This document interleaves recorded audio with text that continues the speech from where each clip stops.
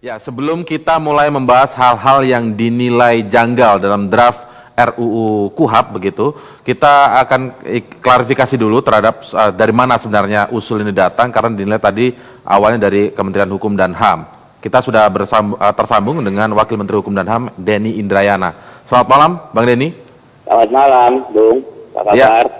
Baik, Bang Denny, terima kasih. Di sini ada Tames Langkun, ada Fahri Hamzah, dan bergabung dari luar studio juga ada Pak Bambang Wijoyanto. Tapi yang ingin saya tanyakan tadi, Pak Bambang menjelaskan banyak hal, menerima naskah akademik yang dinilainya secara umum bahwa ini tidak layak untuk dibahas karena tidak jauh lebih baik dari KUHAP yang lama.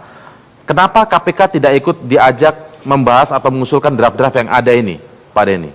Begini, draft ini kan bukan draft 1-2 tahun, ini draft udah lebih kurang 10 tahun disiapkan. 10 tahun disiapkan? Lebih kurang. Jadi ini bukan draft baru, dan pada saat kemudian diusulkan, ya. Dulu waktu saya di staf khusus 2008 sampai 2011, teman-teman civil society sendiri juga mendorong agar ini diserahkan ke DPR segera. Oke. Tetapi sempat dipelajari tidak oleh Kemenkumham dalam hal ini? Sebelum diajukan lagi kepada DPR? Mas, dalam 10 tahun tentunya itu sudah dipelajari. Kemudian saya dengan Pak Menteri mengambil sikap, waktu kami cuma 3 tahun.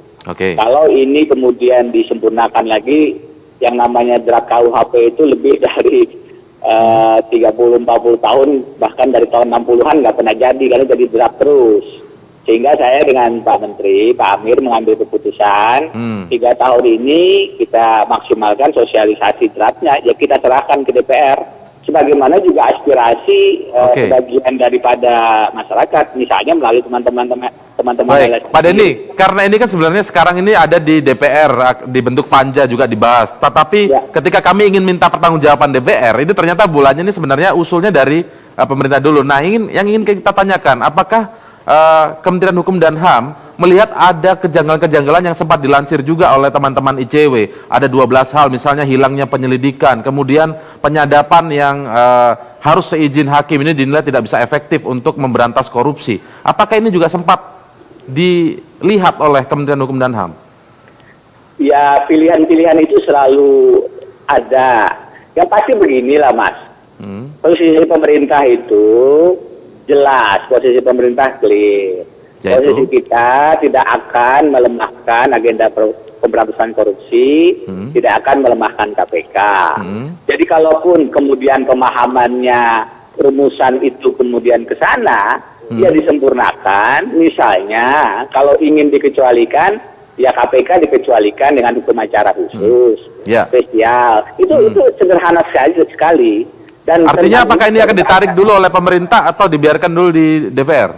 Proses perubahan kan bisa melalui proses legislasi, Mas. Tidak harus proses penarikan. Begini, dulu draft KUHP ini didorong-dorong untuk segera masuk ke DPR.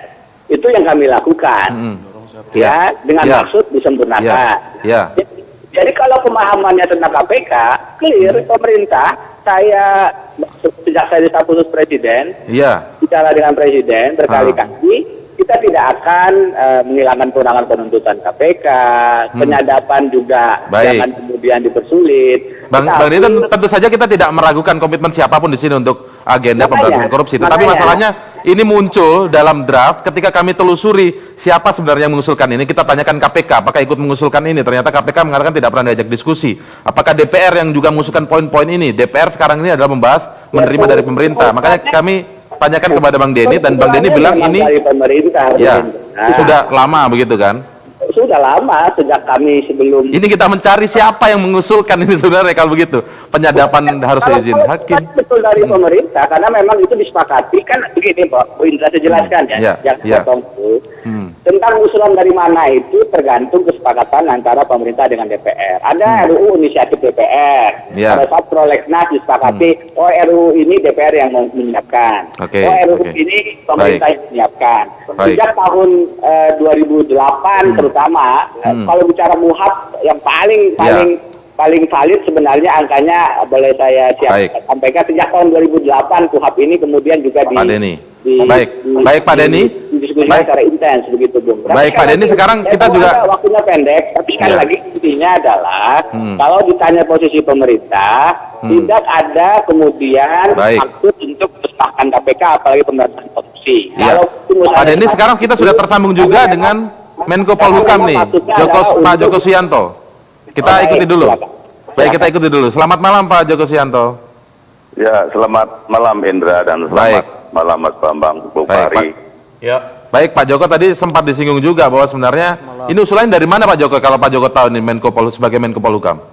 Iya, begini, mungkin saya perlu klarifikasi dan perlu menjelaskan tentang bagaimana tata urutan pengajuan rancangan undang-undang ya, khususnya dari pemerintah. Ya. Jadi benar, memang titik akhir sebelum kepada Presiden, semua RUU, semua peraturan Presiden, bahkan kadang-kadang ya Kepres pun harus melalui Menko setelah disepakati oleh kementerian atau lembaga yang secara teknis mengurusi itu. Ya. Dalam konteks ini kan sudah dibahas, tadi Pak Denny sudah menyampaikan bahwa ini sudah cukup lama, 8-10 tahun. Dan sudah disepakati semua aparat penegak hukum yang di dalam jajaran pemerintah, Kementerian Hukum dan HAM, Kejaksaan, kemudian kepolisian. Saya kira mereka kan sudah. Kalau KPK diajak juga tidak, Pak? Oh, saya tidak tahu, saya tidak bicara soal teknis ya. Di Kementerian Polhukam itu setelah semua aparat pemerintah, kementerian dan lembaga itu menandatangani, memaraf rancangan itu untuk jembatan menuju Presiden, baru melalui Menko begitu. Baik, jadi Pak, itu tataran ya. Baik, Pak Joko, begini. Tidak ada keterkaitan hierarkis antara pemerintah dengan KPK. Baik. Jadi harus dipahami itu, Mas Bambang, juga teman-teman sekalian. Itu pertama. Sebentar dulu. Ini penting sekali. Politik negara, politik pemerintah di dalam upaya pemberantasan korupsi, saya kira tidak pernah berbeda dengan apa yang disampaikan oleh teman-teman Bung Fahri, Bung Bambang, dan teman-teman dari ICW. Sama sekali tidak berubah. Dan tidak akan pernah berubah. Baik. Jadi kalau kemudian hanya polemik seperti ini, kemudian tuduhannya setelah pemerintah melemahkan KPK, bersetuju terhadap pelaku korupsi, saya kira itu harus kita singkirkan dari benak kita itu. Bukan sebagai tuduhan, tapi kita ingin mencari tahu, Pak, kalaupun ini misalnya draft ini sudah cukup lama, tapi ketika akan diserahkan kepada DPR, artinya ketingkatan yang lebih lanjut dibahas sebagai legislatif begitu, apakah tidak dicek dulu, Pak, ketika kemudian ada hal-hal yang dinilai janggal, misalnya penghapusan ketentuan penyelidikan yang disebutkan diintegrasikan, ini dikritisi juga, kemudian penyadapan yang harus melalui izin hakim, dinilai menghambat atau tidak luas ketika untuk pemberantasan korupsi. Kemudian di sini juga kita lihat juga ada masa penahanan tersangka yang lebih singkat. Kemudian ada lagi hal-hal yang lebih besar lagi, misalnya tidak memiliki kewenangan memperpanjang masa penahanan pada tahap penyidikan. Ini seperti apa kemudian, Pak? Apakah ini sempat dipelajari dulu sebelum diserahkan kepada DPR? Saya kira begini ya, Indra ya. Indra, soal teknis di dalam penyusunan itu kan ada kementerian, Kumham, ada kejaksaan dan kepolisian. Saya kira mereka juga tidak sembarangan untuk menuliskan itu. Ya, sekali lagi di dalam tataran hierarkis pengajuan RUU di Kementerian Polhukam tidak bicara di dalam soal teknis yang seperti ini. Begitu banyak pasal yang harus dibahas.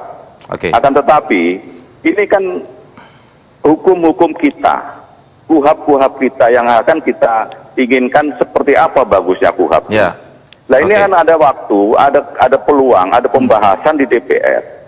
Lalu kenapa yang teman-teman itu yang memiliki ide yang bagus, memiliki pemahaman yang jauh lebih bagus, kenapa nggak dimasukkan saja di dalam upaya dalam pembahasan ini? Gitu. Itu untuk kebaikan kita semua, kebaikan DPR, kebaikan KPK, kebaikan pemerintah. Mari kita sama-sama membuat. Karena itulah kami ikut mengawal ini, Pak, agar hal-hal yang janggal ini tidak jadi. Saya kira sama, pemerintah juga semangatnya seperti itu. Jadi kita perkayalah kuhab kita ini, jangan hanya sekedar seolah-olah wah ini melemahkan, ini tidak anti korupsi, dan hilangkanlah benak itu ya. Kita sama-sama dalam politik negara dalam memberantas korupsi. Karena yang menyebut melemahkan juga ini bertentangan dengan pemberantasan korupsi, sebenarnya Pak Denny juga sempat menyampaikan ini, kalau ini jadi ini justru bertentangan. Tidak ada. Kalau enggak kan nggak banyak yang ditangkepin itu. Pak Joko Suyanto, Menko Polhukam, terima kasih telah bergabung bersama kami di Prime Time News. Pak Denny Indrayana juga terima kasih. Tapi saya kembali ke Pak Bambang Wijoyanto. Pak Bambang, singkat saja Pak Bambang, apakah ini layak diteruskan atau tidak, atau sebaiknya dihentikan saja? Kita ingin minta saran KPK dalam hal ini. Sebaiknya ini dihentikan saja pembahasannya, karena yang menjadi dasar azas politik hukum itu belum clear semuanya. Dan ini bukan soalnya pemerintah saja, memang ini soalnya DPR juga gitu. Ya. Kalau pembahasan ini dilakukan di DPR sekarang, terus kemudian DPR menyatakan ini draft dari pemerintah, tetapi draft DPR tidak punya posisi, itu kan sama saja. DPR harus punya posisi, dan menurut saya sekarang konsentrasi saja di pemilihan umum. Nanti kita diskusikan ini di dalam anggota dewan yang baru. Baik, terima kasih Pak Bambang Wijoyanto, Wakil Ketua KPK telah bergabung bersama kami. Terakhir harus dari Bang Fahri, karena apakah ini akan dihentikan atau diteruskan kira-kira Bang? Usulnya seperti itu. Ya gini aja, ini kan kalau kita lihat semua pembicaraannya, ini kan kayaknya KPK yang rada keberatan, ya. Cuman kan KPK harus memperjelas kamarnya dia di mana, ya kan? Masalahnya dia kalau masuk kamar DPR nggak mungkin. Sebab DPR itu baru mulai bereaksi kalau ada proposal yang solid dari pemerintah. Setelah proposalnya solid, didatang bersama Ampres, Presiden mengatakan, saya utus Menteri ini untuk membahas KUHP dan KUHP, barulah kemudian DPR menyusun jadwal persidangan, gitu loh. Nah masalahnya, menurut kami harusnya KPK itu menyelesaikannya dengan dengan eksekutif, jangan ganggu-ganggu DPR. DPR itu kalau di dalam konstitusi baru kita itu disebut sebagai kuasa pembuat undang-undang. DPR memang, tapi ini kan draft berasal dari pemerintah. Bang Fahri, kalau sudah kita sama-sama dengarkan tadi penjelasan Menko Polhukam, penjelasan Denny Indrayana, ini draft yang lama. Nah, ini memang sekarang ada di DPR. Kira-kira kalau asal usulnya tadi bisa kita sebut nggak jelas kan? Kita tidak tahu ini siapa yang mengusulkan hal-hal yang janggal ini tadi. Kemudian tidak mungkin. Kalau menurut kami mengamatinya semuanya lempar bola nih. Tidak mungkin tidak jelas kecuali ada yang cuci tangan. Cuci tangan ya. Ada yang cuci tangan, ada yang pengecut, artinya DPR ada yang penakut, tidak berani mengatakan desain criminal justice system kita yang baru itu sekarang begini karena konstitusinya bilang begini, ini kita akan perjuangkan harga mati begini-begini. Berarti DPR akan mengesampingkan ini. Berarti DPR mengesampingkan. Proposalnya masuk ke kita solid dong. Ini enggak dianggap ini dari kita segala macam. Padahal DPR hanya mungkin kalau mereka udah bawa ke kita. Kalau nggak dibawa mana bisa dibahas, Bos. Tadi mungkin nggak ini dihentikan? Hah? Kalau asal usulnya tadi nggak jelas, terserah pemerintah. Orang ini proposal dia, kok nggak masuk ke DPR ya nggak dibahas. Begitu masuk ya harus dibahas. Harus dibahas. Undang-undangnya gitu. Baik, kita lihat bagaimana bahasa ke depan. Mungkin teman-teman ICW nanti juga akan tetap mengkritisi. Terima kasih Bang Tama, Pak Bang Fahri telah bergabung bersama kami di Prime Time. Selamat malam.